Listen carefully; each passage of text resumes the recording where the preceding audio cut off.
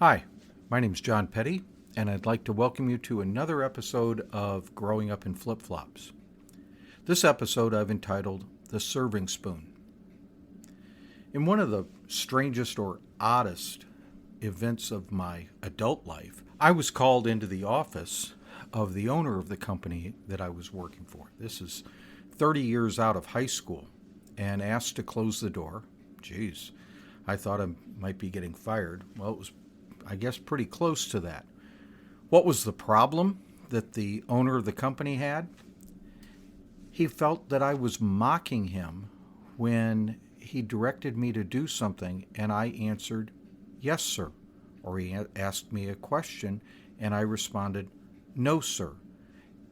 He was also felt that I was mocking him when I asked for something from other coworkers and I said, "Please," with my request, or that I responded with "thank you." I looked at him in complete disbelief and he said, "I want you to stop doing this. I think you're mocking me." In pure comedic, unintended, unintentional response to his request, well, what do you think I said? "Yes, sir." Well, I had to apologize for that. And I said, I called him by his name, and I said, "This is just a habit. That's what I was taught to do from an early age. There is absolutely no disrespect, but it's something that's ingrained in me. It's unconscious, and there's absolutely no disrespect whatsoever meant." Well, he didn't like it. So, how did this get ingrained in me? Let me go back to my younger days growing up. And one of the jobs that my sister and I shared was setting the table at dinner time, and took out the plates, laid out the silverware in the proper place, had a napkin, etc. But the one thing that was added to the table was a large silver plate serving spoon beside my mother. My mother was not going to put up with some 7-year-old spilling gravy on her tablecloth or anything. So if my sister or I wanted any food, the serving bowls were on the table, and my mother would say, "Pass your plate." We would pass the plate over to my mother, and she would take the serving spoon and scoop out stuff and then hand it back to us. Now, if my sister or I wanted a second helping or something more added to our plate, we were instructed to ask and say, "May I please have some more mashed potatoes," or whatever, always ending the request with either "mother" or "ma'am." And she would say, "Pass your plate over," and she would pick up the silver serving spoon. If you failed to say "please" or "thank you" when she had served you, you were in for a very quick admonishment, thanks to the back of that big silver plate serving spoon.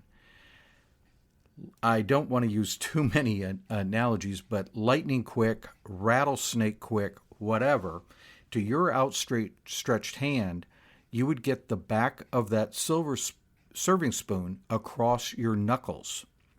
Not hard, she's not going to break anything, but definitely would get your attention.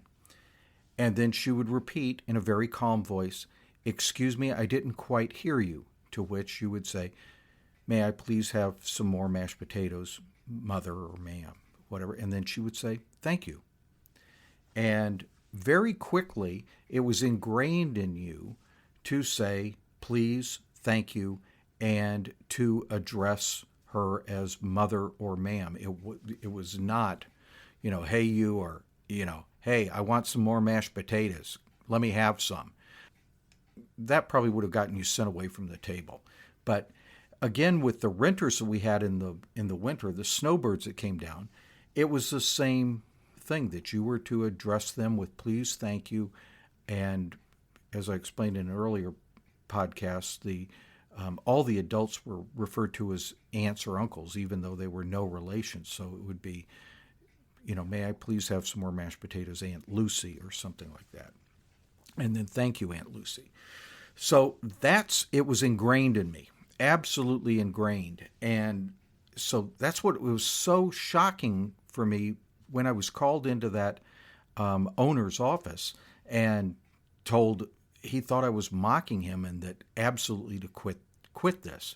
Well, it still hasn't been knocked out of me, even at this age. I still unconsciously make it a point to say those things with interacting with people. I'll give you another example, but this one is in adult life of getting one's attention. I had learned how to shoot a .22 rifle in Boy Scouts or went to conservation camp or something, just plinking at targets, or maybe they handed us a BB gun, but nothing serious.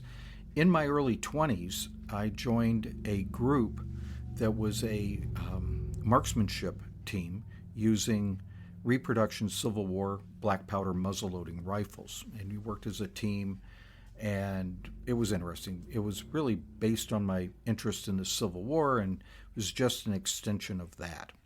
Well, the guy that led the group was a former World War II Marine sniper from the Pacific Theater. And so he knew firearms, he knew marksmanship, and he knew I needed help. And he took me out one day to the range, and it was just he and he held up the rifle and he said, "Now I want you to pay attention. I want you to follow everything that I'm doing and look at how I'm holding it, where I'm gripping the rifle, everything, how my arms are lined up." And I'm a hotshot, smart aleck, young 22-year-old or something. And I looked at him and kind of, yeah, I got it. And he's like, "You sure?" Yeah, I got it. And so he hands me the rifle, obviously unloaded, and says, "Okay, show me how you did it, how you're going to do it, just like I did it." And so I assume the position and am holding it. And he says, "You got it?" And I said, "Yeah, okay, what's so difficult about this?" What I failed to note was that he had a Marine Corps issue bayonet in a scabbard on his hip, and he had slowly taken that off its belt clip and was holding it by the scabbard so that the hilt and the handle were exposed. And just like my mother with the back of a silver serving spoon, he whacked the point of my right elbow and went across the knuckles of my left hand. It seemed simultaneously. And he did not give me the little kiss that my mother had done. I got a whack. And I yelled, "Ow," and he just looked at me and smiled and said, "Now that I have your attention, perhaps you're going to pay attention." And he put the bayonet back onto its clip, asked me to hand him the rifle, and he said, "Now pay attention to what I'm doing." I paid attention. And I will tell you, if I pick up a rifle to this day, it goes straight into that Marine Corps position. I don't know any other way to handle a rifle, to aim a rifle, but the way that gentleman taught me. It's just amazing how same little life lessons from a child can reappear in adult life. And some of those lessons I never took my mother's taps on my knuckles as meanness or anything. It was simply a reminder of what the proper way to do this was. And she did not have to tap my knuckles too many times, just as that instructor did and teach me how to hold a rifle. He didn't have to do that a second time. I learned it the first time and instantly paid attention and did it the right way from there on out. So both those lessons at different times in my life has still stuck with me. And with that, I'd like to thank you for listening to the podcast.